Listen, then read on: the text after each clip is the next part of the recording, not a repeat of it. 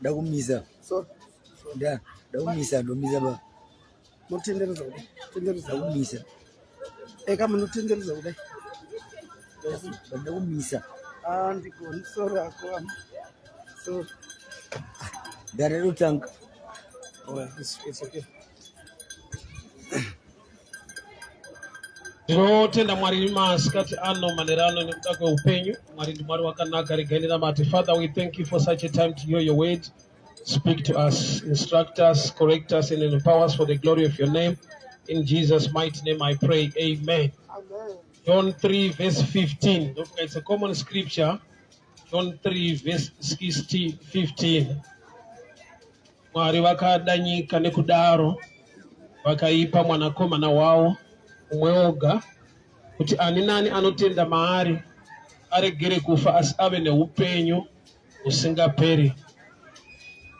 Tochada nditaure pamusoro pechipo chatakapiwa naMwari. So regai nditsanangure mazwa ya chinhu chinonzi chipo unochipiwa kwete nokuti wakakodzera, but kune aita kuti ugone kukodzera. Ari kukupa wacho azviona zvakakodzera kwete nekuti wakakodzera. So Mwari pavari kutipa Jesu haisinya kuti taatakanaka. For God so loved the world inyika kwete vatendi kwete vanhu vanonamata, asi Mwari ndiye wakada kuti vanhu vamunamate ndokubva avatsvakira nzira yakarongeka yakanaka yaanogona kugamuchira kunamata kwemunhu, ndokubva atipa mwanakomana wavo Jesu. Ani nani anotenda, kureva kuti kupiwa takamupiwa, nhau yekutenda ya choice yemunhu akapiwa, nhau yekugamuchira chipo ichoice. Unogona kupiwa ukasagamuchira, but pano Bible rati Mwari vakada nyika nekudaro ndokubva vaipa mwanakomana wavo, ndokubva vaipa. So nyika yakapiwa a gift, yakapiwa chipo cheruponeso anova Kristu Jesu. So kupiwa kwatakaita pane a role to play yanzi ani nani anotenda. Ani nani anotenda maari aregere kufa asi kuti ave neupenyu husingaperi. Ndichaexplain again pamusoro pechinhu chinonzi life. Nokuti internal life haireve kuti munhu afe, the physical life yekurarama kwake, but internal life unotanga kuirarama kwete after your death, mepandatsanangurwa ipapa, but unoirarama nokuti wakatenda murufu rwake nekumuka kwaKristu. So munhu haexperience internal life kana achinge afa. Munhu anoexperience internal life nokuti wakafirwa naJesu ndokubva agamuchira. Chinonzi internal life ndo chine power rekuti ukafa izvezvi icho ndo chinenge chichirarama mauri chinozokupa another phase of life.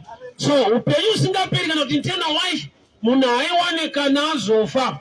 Munhu anoigamuchira muna Kristu akamufira kuti agone kuiwana. Upenyu usingaperi hauwane kana wazofa, unohugamuchira. It's a gift yatakapiwa naMwari kuburikidza naKristu Jesu. Saka izvezvi unenge uinayo kana wagamuchira, but hazireva kuti unogona kuregera kufa. Unogona kufa, but nokuti wakagamuchira husingaperi.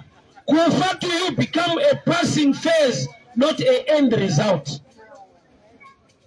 Hatiwane internal life kana tafa, tinowana internal life muna Kristu akatifira. So urumpenyu pauno make a decision yekumugamuchira kuti ave Ishe uye muponesi, watotora the package yechinhu chinonzi internal life. Saka internal life ine power rekuti even when death comes to this mortal body, haugone kukundwa nedeath yemetal body nokuti already une internal life yawakawana nokuti wakagamuchira Jesu. So Mwari pavakatida tanga tisingakodzere, asi nerudo rwavo vakatendera kuti tigone kukodzera nekutipa Kristu Jesu anova muponesi wedu. So Mwari akada, saka nyika yaane duty yekuresponda kurudo irworo. Saka panoda kubata ndepekuti Bible rati ani nani anotenda, kuda kuti there is a role to play kuti ugone kubenefita nyasha the gift yatakapiwa inonzi yeKristu Jesu. Ani nani zvakafanana nekudai. So kana warwara ukaenda kuna chiremba anokupa prescription. Prescription hausi mushonga. Prescription kunyorerwa, mushonga unogona kundotenga watenga woonwa worikava. Saka pane 3 stage: kuwana prescription, kunotenga mushongo wacho uye nekuzounwa. Kureva kuti kungoudzwa kunzi mushonga unorapa ichi ndewakati hazvinei healing, ingori information. You can even die mushonga waudzwa nekuda kwekuti hausi kugona kuafoda.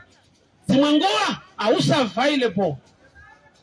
Sanzwa munhu achi ndakumboenda kwakati pana papanzi hapana mushonga kana kuti munhu atransfer kuenda kune chimwe chipatara. Chipatara chekutransfer munhu kuenda kune chimwe chipatara achibva chachekwa kuti hachisi chipatara, wangobvuma kuti havana mafacilities kana kuti mhando yemishonga ingapiwe munhu arwara pano. So kuziva kuti unopora nezvizvizvi akuporese. Kunotenga mushonga wacho akuporese, asi kuzonwa mushonga wacho kunoita kuti upore. Saka pane nguva yekuti munhu anongoti aiwa ezvinongu takatendeuka takagamuchira Jesu zvinhu zvinofanira kungoitika nokuti Mwari ane rudo, Mwari ane tsitsi. Uchaona kuti kana zvanzi ani nani anotenda kuda kuti Jesu pacross aenda for everyone, but hasi everyone anowana the benefit of the cross nokuti pane condition yokuti ani nani anotenda, whosoever believes. But believing is a role inoitwa play newe internal life gift inonzi Jesu baba vakatipa.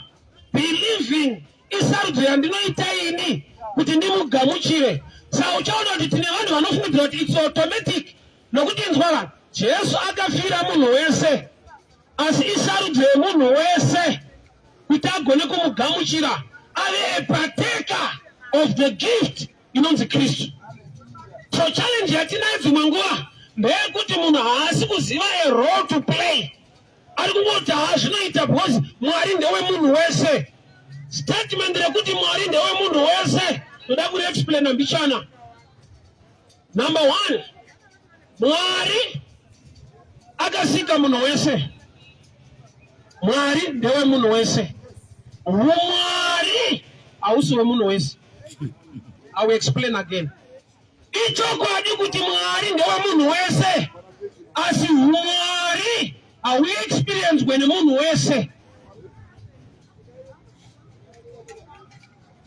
Munhu wese akasikwa naMwari, saka Mwari ndewe munhu wese.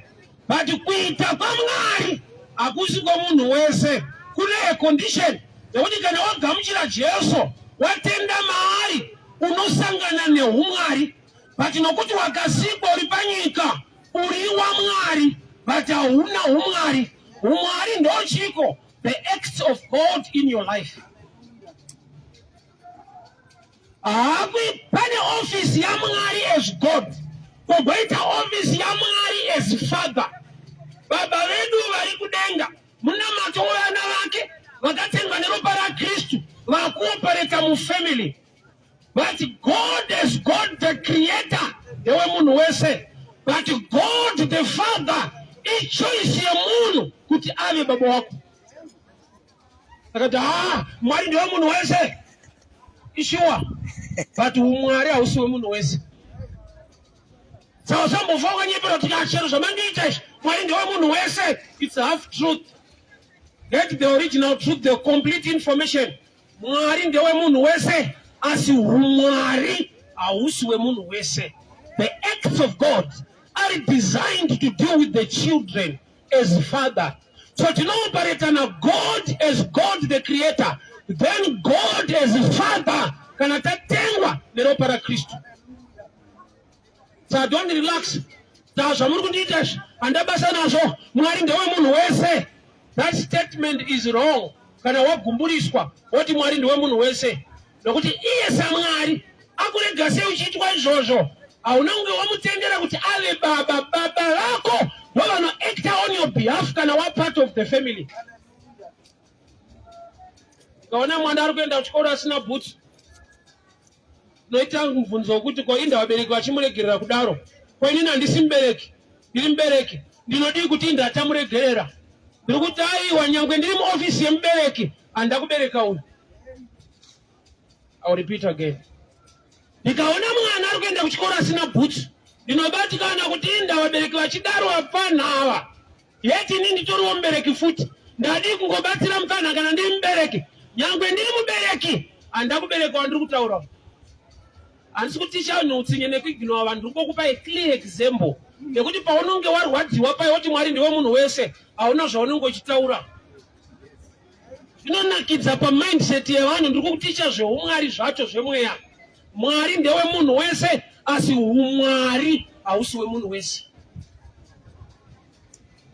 Mwari vakada nyika nekudaro first dimension yelove. Mwari vakada nyika. Ani nani anotenda anoponeswa kana watenda wabuda kunyika wava waMwari ndiwe wakuexperience humwari. Vamwe vane experience kungova Mwari kwake. Saka kana wabhoekana vanhu vakunetsa woti Mwari ndiwe munhu wese hauna zvaunenge uchitaura. Kwarega sei uchiitwa izvozvo ari wako kureva kuti there must come a time. Let me repeat this again. Ndiri mubereki pandiri pano ndine vana. Bari ndikaona umwe mwana achienda kuchikoro asina boots inobatikana. But ndinoita mubvunzo wekuti sei vabereki vachidai vana vavo. Ini ndiri mubereki ndinode kuacta on behalf yevabereki. Ndinonyanya acta kune zvandakabereka. Panoti humwari naMwari. Vakaberekwa neropa raKristu vava mudimension yefamily. Saka Mwari ari kuopareta nemhuri kogoita Mwari paanoopareta nevanhu vaakasika. President is a father to the nation, but biologically is a father to his own family. Watake ndikadarika hapo kwati andibaba wedu ndinoomhoresa kunopfuririra. Osvika pamoto unowachipinda ichiende naye unonomhoresera mberi. Ene matauro ako ekuti baba ndio but vari kuti manje hauna kuzokwalifaisa mushe ubaba wacho. Une half truth concerning a father. Mwari vakada nyika nekudaro vakaipa mwanakomana wavo Jesu. Chii chaakutsvaga pari kupa Jesu yevatombotida vakutsvaga vana kwete vanhu. So paakatida senyika akada vanhu. Paakatida tagamuchira Jesu akada mhuri kuti ave father to his own children. Saka Mwari uyo anopareta mopsi zakatotisiyanei. Ene kuacta kwake kune chekuita nerelationship more than need. Saka uchiona vana vangu hapana paunongondipa request yekuti baba mutionewo pasadza, mutionewo paupu, mutionewo pachingwa. As a responsible father, it's my duty to provide. Pasina my request. Why? Because that makes a family. Ukaona mwana wako akuti mzara please usatiregere kuti unofane nzara pano ari kutokuwanzira. Wazasi parem yekukupa advice. Ari parem yekukupa thank you. Nokuti you are a responsible father. Udzwa zvekuita nemwana wako haisi advice insult. Especially pa duty rako to play as a parent. Kana mwana wako akudza usafari kuti akangwara. Arongokudza kuti mambo unotikuwadza amuna kuti vhurikei. So hakusi kudiwa, hakusi kuti mwana wako akangwara. Mwana wako angokuzivisa kuti dai makura omaita baba kwavo. Wazvinhu zviri muremu yekuti ndo mafungira munofanira kunge muchiita iwaya. Ndo zvinofanira kufadzaisa baba kuona mhuri yako ichiita zvakanaka. Ndo zvinofanira kuva zviri normal. Hazviri advice. Especially kubva kukamwana kako. So Mwari ndewe munhu wese true. Humwari hausi wemunhu wese true. Kamsati kana mabhoyi kana wati hazvina basa. Mwari ndewe munhu wese. Type ya Mwari haakudefend because pauri ndiMwari saMwari haasi Mwari sababa. Ani nani anotenda mahari anoponeswa. Kureva kuti kana Mwari akatida senyika anongodi kungosiya zvakadaro because atida. Adati zvandatokudai ndakucreate a condition yokuoperate to you as a father, not just as God.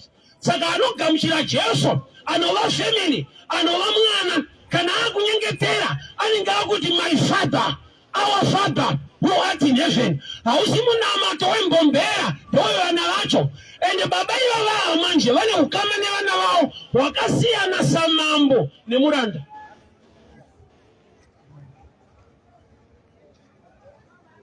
So there's a condition. Anina anotenda. Whether unzama katofirwa na Jesu, don't worry, Mwari ndio munhu wese unongochinyeperwa nawe kunamata inotodawo futi ka knowledge mbichana so. Kune ma dimensions nokuita kwamwari kunongodenwa bedzi kana munhu aita play the duty or the role yaanofanirwa kuita aine tsitsi kudaro ari guided neshoko rake. Wakaona wrestling iwewe kana vanhu vachitorwa ari madoubles ayo ukanyanyorohwa mumwe wako haatenderwe kupinda nokuti wanyanyorohwa ende ukanyanyochema haatenderwe kupinda nokuti wachema. Anotodziviswa nareferee. Yet referee ana side raanotora side relaw remurau remutemo kuda kuti iwe wanyanyorohwa ziva zvekuita kuti uchiregera kunyanyorohwa. Unoitei wanyanyorohwa? Unorohwa uchiswedera kune mumwe wako ari fresh. Saka uchiona kuwrestling zvavanoita ukana uchisebera kune mumwe wako anombomira kukurohwa anokudhonzera kunoko ari kukunyima kodzero kuti unyatsotsikwa.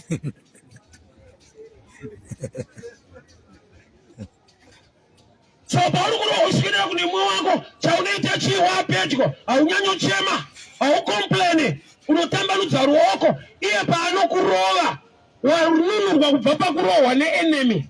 Saka une shoko parinoparidzwa kunge riri kukurova so ruda kutokununura wakaipa hana tsitsi. Munhu akati ngwarei, let's say aita accident atsika munhu kana akangwara angatomhanya kupolisi kunoripota. Why? Because povo ine inonzi mob justice. Hakuna chapter kurova munhu kusvika right kana topisa nemota yacho atsika munhu. But sei wamhanya kupolisi, mapurisa hadi kuti utsike vanhu, but wamhanyirei vasati vajaja nyaya inotanga yaongororwa zvafamba sei. Povo inongoti kana uriwo watsika nhasi unotoona. No mob justice, havaende kulaw, vanoenda kuhasha my emotions. Polisi haiuye chichema kana kukumbuka, inotanga yamezha. Makambona vane tape measure vachimezha kudai. Imi patsikwa munhu muri kumezherei. Nyaya inotoda measurements kwete fight. Watomaka nechoko pobvunzwa wanga uchiona mawitness kumezha kwavari kuti havada kucalculate this speed yanga ichimhanyiwa yacho. Ndakazodiscover kuti zvinotoita ufunge kuti atsikwa angangodaro ari wrong mukutsikwa imomo. Makambozvinzwawo Samuel kuti akatsikwa anga ari wrong. Kuyadi kuona patamutsikirei pane zvinokondizotariswa. So Mwari vakada nyika, tese todiwa na Mwari tiri nyika, vakaipa mwanakomana wavo vari kumupirei vakuda kuoperate as father, not just as God. My dimensions of cooperate are different. Amai wangu variko kudomboshava, dzimai wangu ndinaye, vese ndovada, vese vanondida, but kuoperate kwelavu dzacho kutu kwakasiyana, mumwe hakiswe, but achidiwa. Uri kundinzwa? Mumwe toshitana kumapenda, mumwe ngoni mamuka ere mama, ilavu iyoyo baba. Uri kundinzwa? Ndoti ukale ugone kunyatso chibata chandiri kutsanangura. Bozi uniyo unongoti kwagumburwa so Mwari ndiwo munhu wese, it's half truth and ashande. Mwari saMwari ewe munhu wese, but HuMwari hausiwe munhu wese. Ndikuoperate kwaMwari akuwanikwe pese pese. Genesis 22 verse 14, Abraham aenda pachikomo. Mwari wangu wamuti pana Genesis 22 verse 1 and 2. Uya kunzvimbo yeMoria pane rimwe ramakomo randichakuratidza. That Moriah was a mountainous place, but God has chosen a mountain yekuti agone kudhila naAbhurahama. Saka makomo ese akasikwa naMwari, but Mwari kana akuita zvinhu naAbhurahama haaiti pagomo rese rese, anoita naye pagomo raachamuratidza. Saka machechi anogona kutowanda, even akateta mazita anenge ekudenga, haishi confirmation yekuti denga racho riri ipapo. You know, names, they are just names. Why should it kune nzvimbo inotonzi Canaan? Hakuna uchine mukaka, kune mbavha vakuru. Ndozoona kuti Canaan inotiurayisa. Pasviyo pane Canaan. Wesi kune kunotonzi kuparadise. Mazita. Ndowanozoti pfuma hana kupfuma izita. Tanaka hana kunakawo futi. Mazita. Name Bible yekuti Abraham unozoti Abraham apedza doro revanhu kubvawo ari Abrahama. Chipo chadoro Abraham. Mazita. They are just names. Saka mazita Paul akapinda mune imwe kereke paAthens akaona yakatonyorwa kuna Mwari asingazikanwe kwete pabhawa pachechi yabvuma kuti Mwari uyu hatimuzive but chechi tofanorowa. Very possible kuita zvechechi kwete zvaMwari. Zoti naMwari wacho angatotamira wabuda imomo kuti ataure nawo. Acts chapter 8 muranda wakandasi abuda muchechi achitobva kuJerusarema achienda kuEthiopia. Mwari vakamutumira Philip akanoparidzira munhu abuda muchechi kuti Mwari pamwe pacho ndokutamira dai wabuda atataura. Bosi iye kuti apinda anenge habvumirwawo futi kana zvaMwari havadi vanoda zvavo. Look to Jesu mwana waMwari achida kunoberekwa kuBhethlehema zvanzi kwakashaika nzvimbo vakuru nyika ndeyaMwari nekuzara kwayo but Mwari achida kuti mwana akaberekwe akashayiwa nzvimbo. Saka Mwari muridzi wezvinhu anogona kushaya nzvimbo muzvinhu zvake vanhu vachiita zvavo. Very possible. Hazvaita kuti Jesu ashayiwe pokuberekerwa ka nokuti ndiye ruponeso ende kwari kuberekerwa kwacho kuBhethlehema reJudea. Bethlehem means house of bread. And Jesus is the bread of life. But the bread, don't share room. We invest in that's moto that's space. Original bread hakuna. Very possible. I see you in the window. Chikuru kuna mata. Self truth. So Mwari wakadanyika nekudaro. Ndoku vavaipa mwanakomana wao mumweoga. Sachatanga kuitika Mwari vada vanotipire Jesu vane zvavakuda panyika yavada kuti munhu akangoti Mwari akadanyika nekudaro tiri munyika saka anotida. It's not complete. Verenga pamberi ndokubva ipa mwanakomana wake Jesu kuti ani nani anotenda maari kuda kuti pane a condition yekuti kana watenda muna Kristu Mwari akuoperate with you like father, not just as God.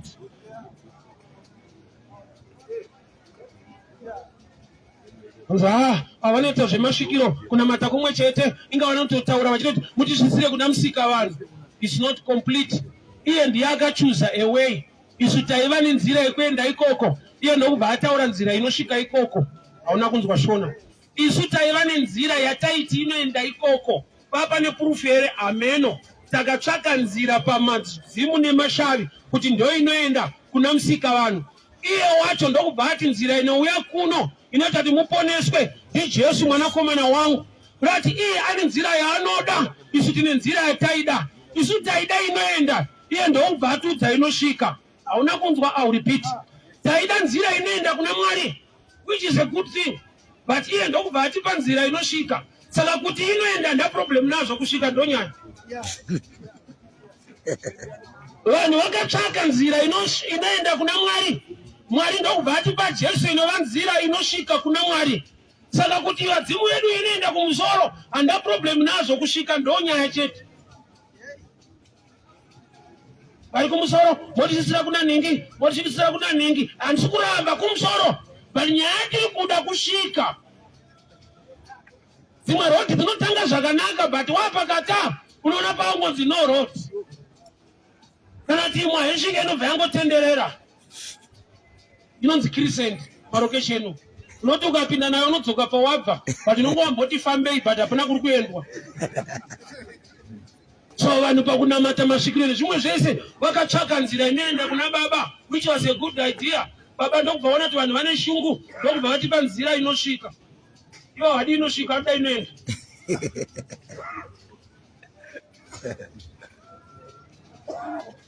Mwari akadanyika nokudaro vakapa mwanakomana wavo Jesu. Ani nani anotenda aregere kufa ave neupenyu husingaperi. Ko matipirei Jesu kana matida kana ndakupai Jesu zvane chimwe chiyero. Mavavana hamusisiri mabva paremu yekuti vanhu munhu wese munhu waMwari but HuMwari hauoneke pamunhu wese. Anozvati kune vanhu vanogara muno muZimbabwe vasingatomboziva Zimbabwe yacho zvekutodarikwa nematorist ndoanokudza neZimbabwe yakadai Big Force yakadai iwe unongori muZimbabwe ari muZimbabwe asingazive Zimbabwe. Very possible. Kutoudzwa neari kuAmerica kuti ndakambosvika kuBig Force ndikasvika kugona nezhou iwe unongori kuNorton.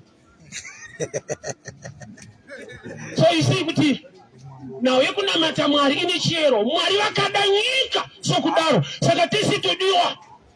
Saka anotipiri Jesu yatida. Another dimension of love. Alina anotenda mahali ya imwe condition. Kana matenda akuoperate sababa kwete Mwari. Office yake Mwari ndiye munhu wese sababa ndiye vakatengwa neropa raKristu vana vake. Saka kuita kwa baba nekuita kwa Mwari zviri tu zvakatosiyana. Kutaura the acts of God. Hamsati neti Mwari ndiye munhu wese unokuwara nazvo izvi. Ndiye munhu wese saMwari but ndiye baba kuvana. Baba vanoda ndipo kupa izvi. Ndikaona mwana ari kufamba asina bhutsi ndinobatikana but ndinobva ndapinda vamwe vabereki vachidai. Yeti nini ndiri mubereki ndodi ukasota. Ndiri mubereki but handaukabereka. Kakwarira office. Kuva mubereki ndiri mubereki but nokuti handakakabereka kanogona kuchovha kasina bhutsi. Amen. Why responsibility haisi mubereki ndiye akabereka. Mwari ndiwe munhu wese, that's true. Kosa life yako isingachinje upenyu usingatransforme. Wakagumira pakuti Mwari ndi Mwari. Come to a dimension yekuti ukatengwa neropa raKristu vakava baba. Kana munhu baba anooperator mu responsibility than mu request.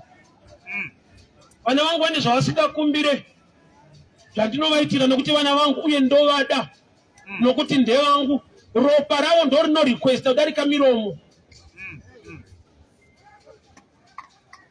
Haga nemwana wake Ishmaeli vari muBheersheba mudesert place. Vese vaine nyota vaine nzara.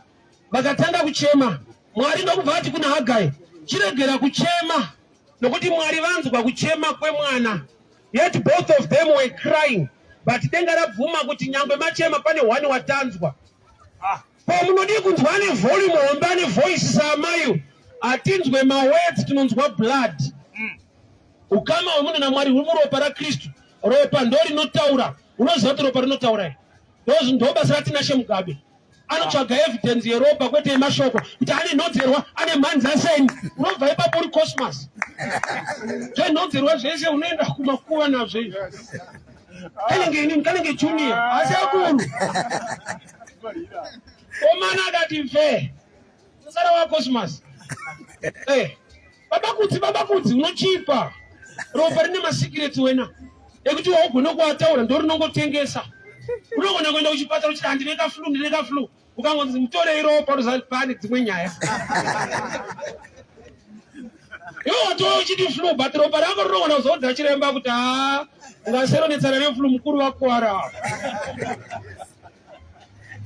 Blood speaks. Ropa rinotaura.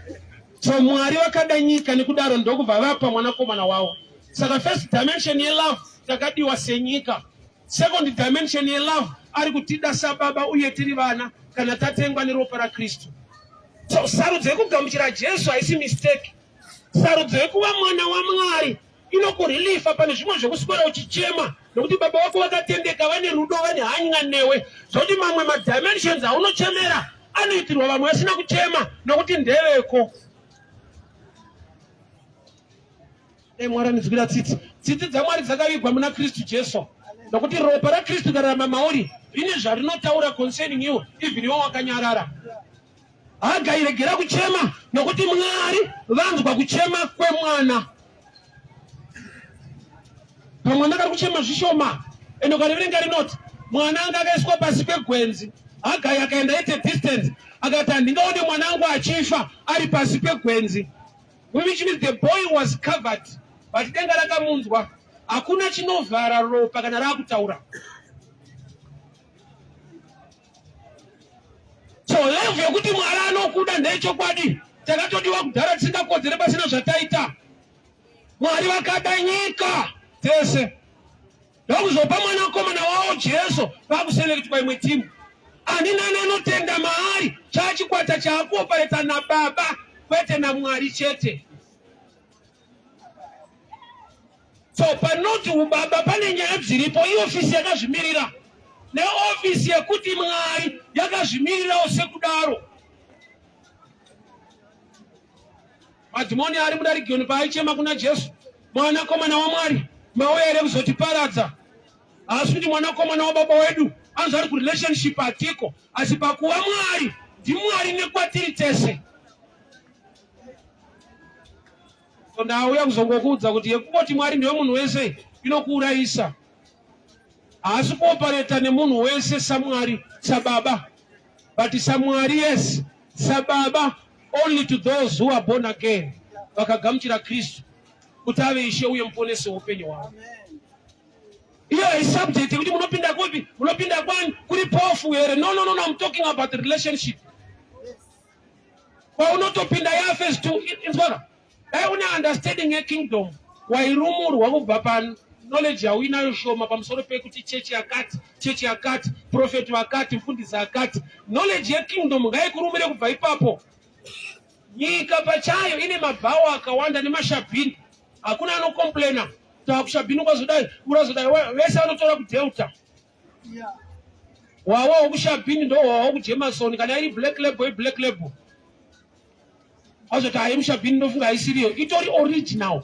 Ivenyu inzvimbo chete. But ndoweko. Saka chona munhu anoprefer kunwira kuseri kwemba kushabhini. Abatikani aiwa ndiwo.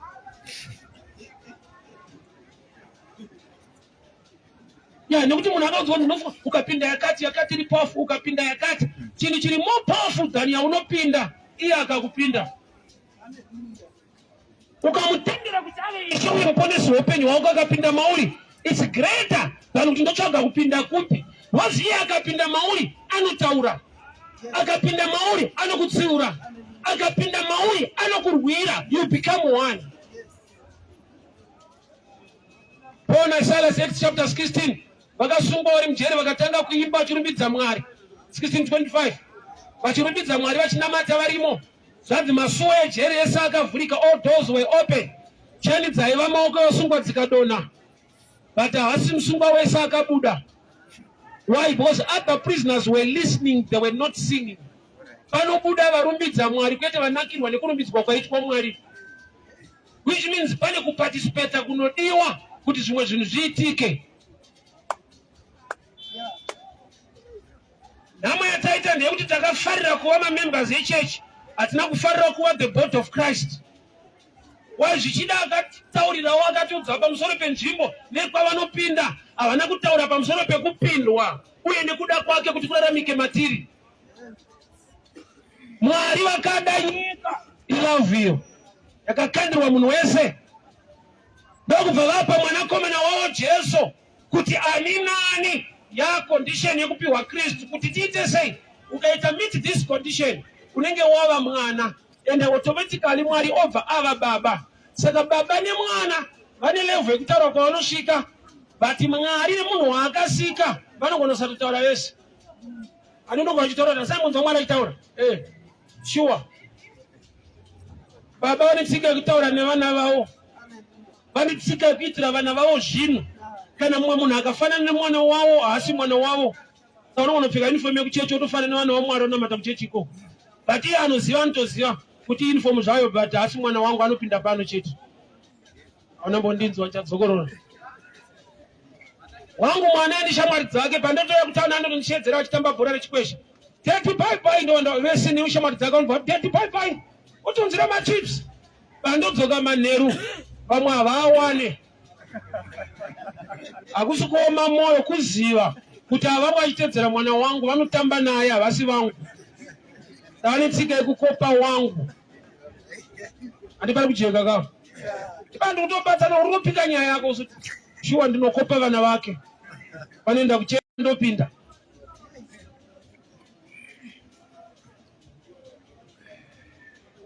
Kuendwa but wakanoitei ukabuda nei yato imwe story. Anozati pane munhu wekutoti pakanzi marofa emunamatirwa auye, but anotoziva kuti ndiri kushandira mahara. Manager ngai from you.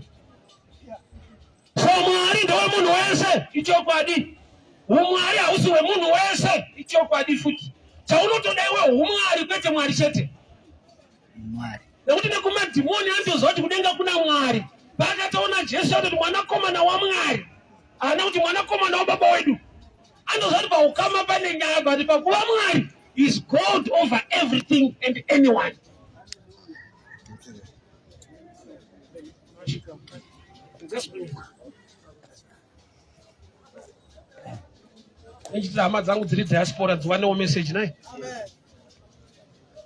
For God so loved the world, Mwari vakada nyika. Saka tese todiwa, tiri munyika ndisi nyika yacho. Vakadi kugumira ipapo. Second phase ye love yao, ndokubva vapa mwanakomana wavo Jesu.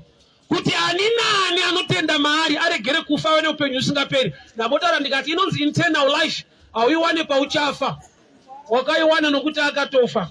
Inotorarama mauri. Ndo inokupa kurarama futa after death. To you kana one internal life. Death a mortal body passing phase. I end result. Why? Because internal life I change when death a natural body. Saka upenyu usingaperi auwane kana wazofa. Wakatouwana nokuti akakufira ukatenda. Saka seatipa Jesu ipo pambunzi Mwari wakada nyika. Kuda kuti rudo rwende pa another dimension, another level yekuoperate pa love. Love haifanane. Ambopa example. Ama yangu ndo wada mkadzi wangu ndo muda. Bese ndo danana nawo ya madzangu imwangu. But kuoperate kwedu pa love manje. Umwekisa awane. Uwe haki awane. Anu ngodiwa rikoko. Wati mamuka ile mchembili pato duwa muni ipapo. But ishasha imapena tushipa kumapena. Amapena. UEFA Cup chaicha, UEFA Cup. So dimension ya kuoperate kwa Mwari is not for everybody. So ndakuparizira kuti you make a choice. Mwari ave baba kwa uri, aregere kungova Mwari. Nokuti Mwari ndiwe munhu wese, but HuMwari ausiwe munhu wese. Kuoperate kwa Mwari sababa akusiko munhu wese. Kune chekuita ne choice ya unomeka. Ani nani anotenda mahari ya decision ne choice ya unomeka pamusoro pa Jesu. Ukaignore Jesu, Mwari anoramba ari Mwari wako, kwete baba wako. Ukaignore gamuchira Jesu, anoramba ari Mwari wako, kwete baba wako. Kana ava baba kwa ui, unedzimwe nyaya usingataure. Dzavanotoziva uye nerudo rwavo neresponsibility yavo sababa kuti vakuitire. Pano patoni munhu anogona kutestifya kuti ndine zvimwe zvandakaitirwa naMwari sina kuita prayer. Very possible. Zvaunotozoita prayer yekutenda. Papi pandaigona kana kupinda muprayer ndoti Mwari, I believe God for a GD6. Wega wandonati hazvibude. Ndakatozotenda Mwari yetouya kuti samutara itofunga ndipinda mupombi umu. Ndaikoda udiki dzine vamwe idzodzo. Pombi yacho zvinhu zvafamba sei? When it becomes a father to you, ane responsibility over your life. Anoziva manidzi ako nezvaunochema. But kana angori Mwari saMwari, ndiwe munhu wese. Ende pakungova Mwari, gore rinogona kupera musina kutaura mese. Sachiona makore anogona kutopera sina kutaura napresident, but iwo anotaura nemwana wavo chaiye. Ini ndiri mwana wavo futi. Nyika yese tiri vana wababa vedu president, but baba vedu hatitaure nawo, vanotaura nevana vavo chaiwo. Saka kumboenda ndamu yako yose tandana mudhara. Unotandana zveupenyu hwese. Ndopa unolekchirwa pamusoro pekuva baba nekuva mwana. Maivhu nongochipotsa. Ndapa example yemukwasha. Mukwasha ukatenda kwatezvara vane tsika yekuti andisununguka mukwasha. But wedhera kuti sununguka, reve kusununguka. Une nyaya dzinenge dzichiri dzakasunga. Asununguka kauriko umbotada kubvunga kasati. Kuti toropoto nouforega ndimbokabvunga ko ndasununguka ka.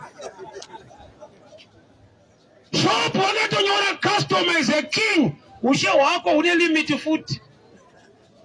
Kune imwe room yakanzi staff only. Auti customer is a king ndamu ramusari kune yuko.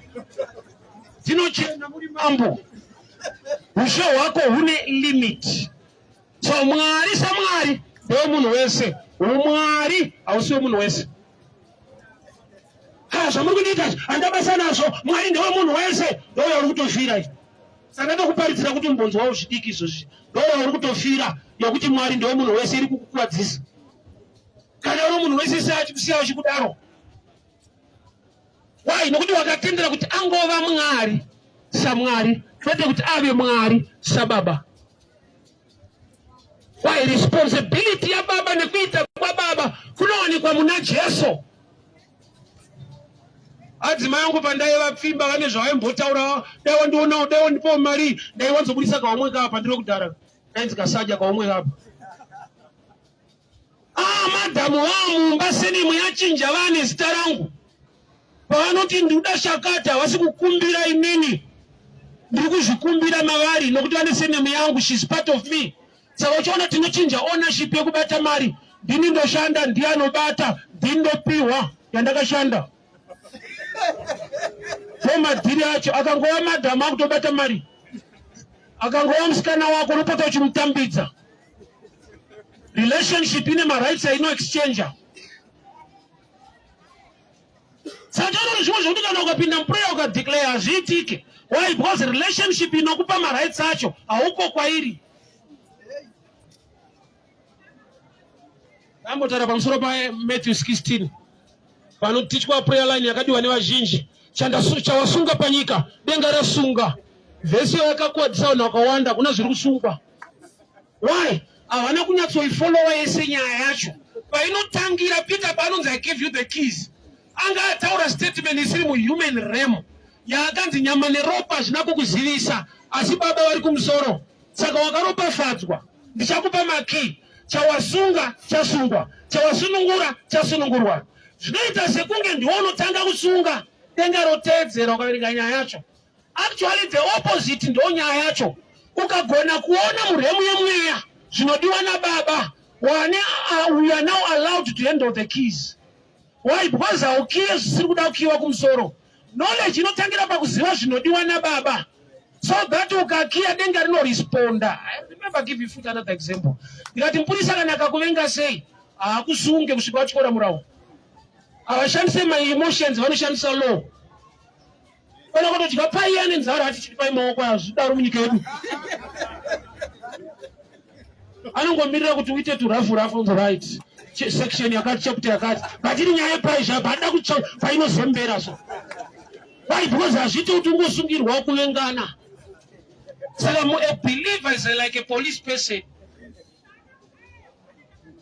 Usati wadhila nekuti nhamo handide madhimoni ndati zvakati handizvide, unopinda spiritual realm, which is in the word. Otsvaga the mind of God. So your prayer life is based on the word, not on your words. Yeah. Problem ndeyekuudza Mwari mashoko, kwete yekutaura shoko raMwari musituation. Saka tiri suppose kutaura shoko rake musituation. Nokuti situation inoita bhawo kuna Mwari, but inotaura mashoko edu tichipa kuna Mwari kuti achidhila nesituation. Yeah. Maybe it calls for another day. Arikanzoke pana John 3:15 and 16. Hallelujah. For God so loved the world, he gave his only begotten son. Kwa kana tadiwa, akutipa Jesu weinaye, kuti miende pa another level ye relationship. Kana magamuchira Jesu mava mwana wa Mwari, anobva pa office ya God as creator, oenda pa office ya God as father. Hallelujah. Kana God as father, anopareta netiti muropa raKristu, nokuti wakatengwa neropa rake you become one. Kana ari God as God, ari ku judgment seat, no authority for everything. But kana auya ku office ya father, anonzwanana newe wokubatsira sababa vako. Hallelujah. Ndi baba wedu, ichoice yekuti Mwari ave baba wako inogadzirwa nekugamuchira Jesu kuti ave ishe uye muponesi. Yeah. Ndewe munhu wese Mwari, muchaona zvichaitika. Ndewe munhu wese Mwari, hapana zvinomboitika. Kuti Mwari ndewe munhu wese, kungotaura kuti Mwari saMwari, but HuMwari hausiwo munhu wese. HuMwari hunopareta neukama sababa. Yes. Sa ichoice paremu number 2 yekuti akada nyika, number 1 wadiwa, number 2 akapa Jesu, anina anotenda maari wakuenda another level of love. Yeah. It is different than Yeah. God is God, but God is Father. Yeah. Ukatadza kupabata ipapa unokuwadzwa nevanhu chingoti Mwari ndiwo munhu wese, pane zvichaitika, hakuna zvichaitika. Anodefenda nekuitira lake. vakagamuchira vakamutenda vakauya kwaari vaakufamba nawo sababa nevana vavo. Mwari paakafamba naIsraeri akafamba nawo sevana vake nokuti ndiye akavaburitsa muIjipita. Saka chinoti haana kuvapambirawo vari kuIjipti. Vabuda muIjipti, Mozisi waenda pagomo akapiwa the 10 commandments dziri kupiwa vanhu vakaburitswa kuIjipti. Why? Nokuti mukapiwa muri kuIjipti Saturday Sabata Faro ari kuda vanhu kuovertime hakuendeke kunonamata kana Faro achikuda kubasa. Unotanga wala wake akusunungura wani chinhu mochipanana zvafana nemurume. Nyange ukadati vakadzi vakasvika kudzimba svibiri wari mutauni unoudza wako wawakarora. Hauti uchifamba mutauni kuma6 waona mumwe mukadzi arikufamba nemakadi mama inguva idzo kutaura unoti muri kutaura unosungiswa. Hautaura zvakanaka zvinoudzwa wako. Why? Because kana ava wako you have authority pamusoro pake. Kana iye anosubmita nokuti uri wake. So nhamo yataita ndeyekungoti Mwari ndiMwari achada kumuunza paremu yeno relationship yokuti Mwari ave baba. Kana ava baba your prayer life yako uchaona kuti pane nyaya dzinoreruka dzausingachemi but dzinoitika automatically nokuti iye anokuda ende munodanana uri mwana wacho. Wamboona mukadzi kana aine pamuviri change of appetite yakagamuchirwa even nemurume wacho. Kana akati ndiri kuda pizza murume anoti mhanya yakuuya nayo but akangobereka chete akati pizza anoudzwa maworking conditions mashandiro atiri kuita nyika kwayakuenda inflation unotsana kuzvonisa unoti haichabuda. Kwapambo manyirei ari kuziva kuti chiri mauri ndochacreate appetite ende chiri mauri chakabva kuno. Ndikakunyima ndanyima mfesi wangu ari ikoko. Saka ukagamuchira Jesu paunochema kuna baba vanonzwa mwana wavo mauri. Inga Jesu anoti kana maakukumbirai muzita rangu iye azati tine edu. Anozati edu anokuwadzisa.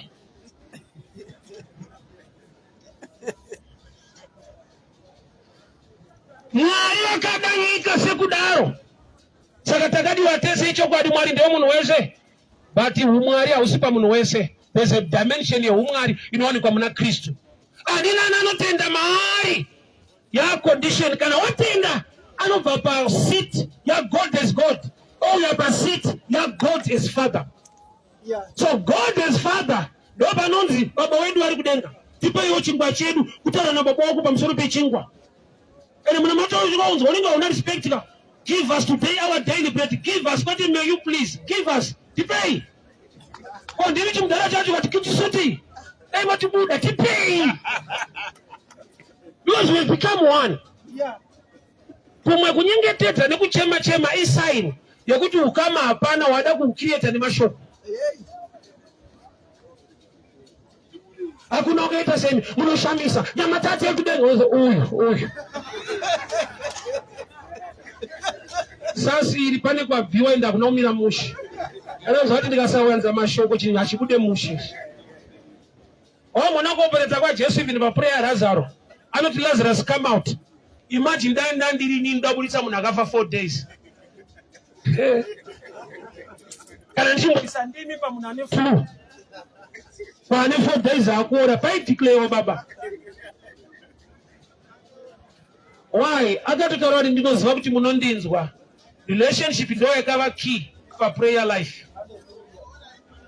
Relationship inobva yarerutsa zvimwe zvaunofanirwa kutaura. Munhu anokuda, munhu anozvideredza, ari munyoro kuupenyu hwako, akataura one word rinonzwika, ari stubborn, anofanira kucreate mashoko anomutyora iye. Nokuti akatadza kuzvityora pamberi pako. Mwari ndiMwari kumunhu wese. Mwari ndibaba kuvana vake. Sausazoti kwabhoekana ukagumbuka kuti Mwari ndewe munhu wese. Unoramba uchikwarira mahara hazvishande. Mwari ndewe munhu wese. Yes, HuMwari hausi wemunhu wese. Ane maoperetero anoita paHuMwari, ane relationship. Nokuti it's another dimension ye love. Shamwari yangu ndoida, vana vangu ndovada. Pani pamba inoti shamwari yangu panondisote. ndoza taiwa ndezve mwana shamwari haicomplain ndozati kudiwa kwedu kwakasiyana zodara zoda kunetsa nozoda mutanyenda kuchinja sere mumakombe bozvi kuchupa watoo mwana osa ndine mwe friend so ainetsawo mwe mchinda kusouth taenda kumba komwe mchinda shamwari yangu yakamudza mashoko anenge rafu pandakadhajesa ndikanoti ndo panopinda teaching akanzi iwewe uri shamwari yangu handisi babo wako saka imwe zvimwe zvichemo zvakuita zvo ndezvababa izvi anowafanzwa zvimwe zvichemo zvaunopa shamwari yako hasi paremu yeshamwari zvakutoda babo wako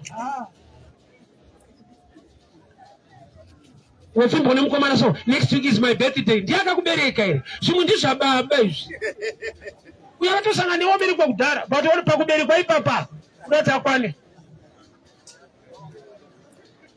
ma-realms relationship are different and zvaunoitirwa ma-realms iwayo zviri different. Pane treatment inopiwa vashandi vemabhata kana vapinda mabhata iwo kana ukatenga sei imomo hausi staff unoramba uchinzi customer saka staff ikanzi ine bonus customer iwane zvikanzi zvinhu zvachipa munokwana mese nestaff kubonus hauko ma-dimensions relationship ma-ranks mwari wemunhu wese umwari hausi wemunhu wese nokuti umwari huri chigaro chawo kana munhu atengwa neropa raKristu ava mwana mwari ava baba vane kuita kwakasiyana nepaiva mwari usati wava mwana. So my time is done. Dai mwari atiwanira nyasha tagona kudzidza uye nekukura pane zvandiri kudzidzisa weshe. Father, we thank you for your word. We thank you for your grace. We thank you for your favor. Tidirwe nyasha nokuti muri baba vedu vanorwa nesu vanodzingirira upenyu hwedu tichengetei nezhoro rwenyu mweya mutsvene. Ndataura favor kunyika yeZimbabwe, ndataura favor kuhama dzangu, ndataura nyasha tidirwe mumabasa nemhuri dzavo muzita raJesu Kristu weNazareta. Amen. Amen. God bless you. We meet again tomorrow, same place, same time. Mwari vakuropafadzei baba.